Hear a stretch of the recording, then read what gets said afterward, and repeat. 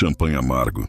O relógio de cristal do Hotel L'Étoile Royale marcava 1h47 da noite, quando os últimos convidados atravessaram o salão principal. Do lado de fora, Paris cintilava sob o frio cortante de dezembro. Do lado de dentro, o calor vinha das luzes douradas, do perfume caro e da expectativa cuidadosamente cultivada por Isabelle Moreau. A atriz estava magnífica naquela noite. Usava um vestido preto de veludo, simples à primeira vista, mas que custara mais do que muitos apartamentos no Marais. Um colar antigo de diamantes repousava em sua clavícula, presente de um amante que nunca aparecia em público. Isabelle sorria como sempre, um sorriso treinado, controlado, capaz de esconder qualquer coisa. Ela havia convidado apenas 12 pessoas, nenhuma a mais, nenhuma a menos. Isabelle jamais deixa nada ao acaso, pensou Pierre Laurent, observando-a de longe enquanto fingia examinar uma escultura arte déco próxima ao bar. Pierre vestia um smoking impecável, mas seus olhos não pertenciam àquele mundo. Eram olhos treinados para observar silêncios, tensões, microgestos. Oficialmente, ele era apenas Pierre Leclerc, um investidor suíço amigo de um dos convidados. Extraoficialmente, era inspetor da Polícia Judiciária de Paris. E algo naquela festa lhe causava um incômodo profundo. Os convidados. Havia Marc Delon, produtor de cinema decadente, cuja fortuna evaporara tão rápido quanto sua influência. Conversava alto demais, bebia rápido demais. Hélène Roche, ex-jornalista investigativa, agora escritora de sucesso, mantinha-se afastada, anotando algo mentalmente a cada interação. Etienne Valois, advogado renomado, elegante e frio, observava tudo com olhos calculistas. Claire Beaumont, socialite e filantropa, vestida de branco, parecia deslocada, como se estivesse ali contra a própria vontade. Julien Moreau, meio-irmão de Isabelle, sorria pouco. O sorriso que surgia era sempre breve, desconfortável. E havia outros. Todos com histórias entrelaçadas, todos conectados por algo invisível, antigo e perigoso. Pierre sabia disso porque 20 anos antes, quando ainda era um jovem policial, estivera envolvido em um escândalo abafado com cuidado extremo. Um caso que jamais fora oficialmente resolvido. Um caso que tinha todos aqueles nomes nos arquivos. Às 11h58, o salão silenciou gradualmente. Os garçons surgiram quase ao mesmo tempo, carregando bandejas de prata com taças de champanhe perfeitamente alinhadas. Pierre observou atentamente. O mesmo garçom, um homem jovem, pálido, nervoso, serviu todas as taças. Pierre notou o leve tremor em sua mão esquerda, mas nada além disso. Nenhuma troca. Nenhum gesto estranho. Nenhuma hesitação. À meia-noite em ponto, Isabelle ergueu sua taça. A verdade, disse ela, com um sorriso que ninguém entendeu completamente. E aos novos começos, completou. As taças se tocaram. O champanhe borbulhou. E Isabelle bebeu. Foram necessários menos de 20 segundos. O sorriso desapareceu primeiro. Depois a confusão nos olhos. Isabelle levou a mão à garganta, cambaleou um passo para trás. Isabelle? Alguém chamou. Ela caiu. O som do corpo contra o mármore ecoou pelo salão como um disparo. Pierre foi o primeiro a se ajoelhar ao lado dela. Seus dedos tocaram o pulso já enfraquecido, a pele fria demais, rápido demais. O cheiro era quase imperceptível. Mas ele conhecia. Jeanneret murmurou. O pânico explodiu. Minutos depois, o salão estava isolado. Portas trancadas. Convidados sentados, pálidos, silenciosos. Pierre Laurent revelou sua identidade. Ninguém sai deste hotel. O garçom foi trazido trêmulo, jurando inocência. Todas as taças vieram da mesma garrafa, explicou o sommelier. Apenas a dela estava contaminada. Pierre olhou para os convidados. Isso significa que alguém teve acesso à taça de Isabelle antes do brinde. Oh, disse Hélène calmamente. Alguém tinha um motivo antigo o bastante para esperar 20 anos. O silêncio que se seguiu foi pesado. Pierre sentiu um arrepio. Todos vocês estavam envolvidos no caso Montferrand, não estavam? Ninguém respondeu. Mas ninguém negou. 20 anos antes, uma jovem atriz fora encontrada morta em circunstâncias suspeitas. O caso fora encerrado como suicídio. Isabelle Moreau fora a principal testemunha. A única que nunca mudara sua versão. Isabelle estava prestes a falar. Disse Julien, a voz baixa. Ela me disse ontem. Disse que à meia-noite tudo mudaria. Pierre sentiu o peso daquilo. Falar sobre o quê? Julien engoliu em seco. Sobre quem realmente morreu naquela noite e quem ajudou a encobrir. Pierre percorreu os rostos um a um. Marc evitava o olhar. Claire chorava em silêncio. Etienne permanecia imóvel demais. E Hélène observava tudo com um interesse quase clínico. Quando Pierre examinou a mesa, encontrou algo que não deveria estar ali. Um guardanapo dobrado, manchado de champanhe. E uma frase escrita à mão, tremida, como se tivesse sido feita às pressas.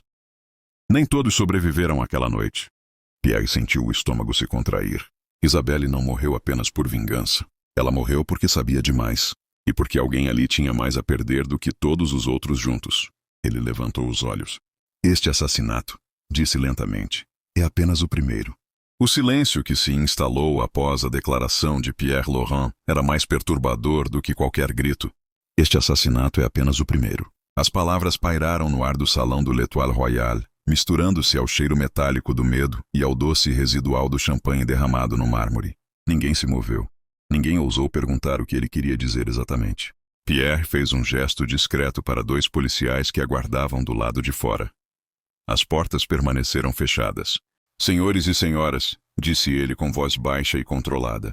A partir deste momento todos são suspeitos. A primeira coisa que Pierre fez foi recolher a taça de Isabelle. Examinou-a contra a luz dourada dos lustres. Não havia marcas visíveis. Nenhum resíduo além do líquido restante. Ainda assim, algo lhe incomodava. O champanhe foi servido diretamente da garrafa? Perguntou ao sommelier. Sim, monsieur. Garrafa nova, aberta diante de todos. E a taça? O homem hesitou. As taças estavam dispostas na mesa lateral desde o início da noite. Pierre ergueu o olhar lentamente. Desde que horas? Por volta das 8. 3 horas antes da meia-noite. Tempo mais do que suficiente. Pierre decidiu começar pelos que tinham menos controle emocional. Marc Delon foi o primeiro. Isabelle estava me arruinando, admitiu o produtor, enxugando o suor da testa. Ela sabia demais. Sempre soube. Mas isso não significa que eu a matei. O que ela sabia? Perguntou Pierre. Marc riu nervosamente. Todos nós sabemos o mesmo. O que aconteceu naquela casa em Montferrand. Pierre não insistiu, ainda. Claire Beaumont tremia ao segurar a xícara de chá que lhe ofereceram. Eu implorei para ela não fazer esta festa, confessou. Disse que trazer todos nós juntos era perigoso. Perigoso para quem? Claire fechou os olhos. Para quem ainda carrega culpa? Hélène Roche. Pierre deixou Hélène por último. Ela parecia estranhamente tranquila. Você não parece surpresa, comentou ele. Porque eu sabia que algo assim aconteceria, respondeu ela. Isabelle me procurou há 2 meses. Pierre ergueu uma sobrancelha. Para quê? Para contar a verdade. Disse que o caso Montferrand nunca foi suicídio, nem assassinato simples. Disse que houve 2 mortos naquela noite. Pierre sentiu o coração acelerar. 2? Helena sentiu. Mas apenas um corpo foi encontrado. Às 2h13 da manhã, um funcionário do hotel bateu discretamente à porta do salão. Monsieur Laurent, há algo que o senhor precisa ver. O corpo de Isabelle já havia sido removido quando Pierre subiu ao quarto 317, a suíte onde ela se hospedara. Nada parecia fora do lugar, exceto por um detalhe. O cofre estava aberto e vazio. Ela guardava algo aqui, murmurou Julien, que fora autorizado a acompanhar. O quê? Julien hesitou. Um dossiê, com nomes, datas, provas. Pierre se virou lentamente. Provas de quê? Julien encarou o chão. De quem realmente matou Elodie Montferrand. Pierre sentiu um calafrio. O nome não era mencionado há 20 anos. E quem mais sabia da existência desse dossiê? Julien levantou os olhos. Todos nós. De volta ao salão, Pierre reuniu os convidados. Isabelle não foi morta apenas para silenciá-la, disse. Ela foi morta porque alguém aqui já sabia que ela morreria esta noite. Isso é impossível, retrucou Etienne Valois, o advogado. Pierre o encarou. A menos que o plano não fosse improvisado. Ele colocou sobre a mesa algo que encontrara no quarto. Um convite extra, idêntico aos outros. Este convite não foi usado, disse Pierre. Estava no cofre. O salão mergulhou em silêncio absoluto. Isabelle esperava alguém que não apareceu. Hélène foi a primeira a falar. Ou alguém que apareceu, disfarçado. Pierre sentiu o peso da frase. Às 3h02, enquanto os convidados eram conduzidos para quartos separados, Pierre permaneceu sozinho no salão. O mármore já havia sido limpo. Nenhum vestígio do corpo. Apenas uma coisa permanecia no mesmo lugar. A taça de champanhe quebrada. Pierre se abaixou. Dentro da base da taça, quase invisível, havia um pequeno símbolo gravado. Um M entrelaçado. O mesmo símbolo do caso Montferrand. Seu telefone vibrou. Mensagem de um número desconhecido. Ela falou demais. Agora é a sua vez de escolher o que será enterrado. Pierre ergueu o olhar lentamente, sentindo que aquela noite estava longe de terminar. Lá fora, Paris começava o primeiro amanhecer do ano, e alguém naquele hotel ainda estava livre. O amanhecer filtrava-se timidamente pelas cortinas do L'Étoile Royale, tingindo de cinza azulado o salão onde, horas antes, Isabelle Moreau brindara a verdade. Pierre Laurent não dormira. Sentado sozinho, revisava mentalmente cada palavra dita, cada silêncio pesado, cada olhar evitado. Não era apenas um assassinato. Nunca fora.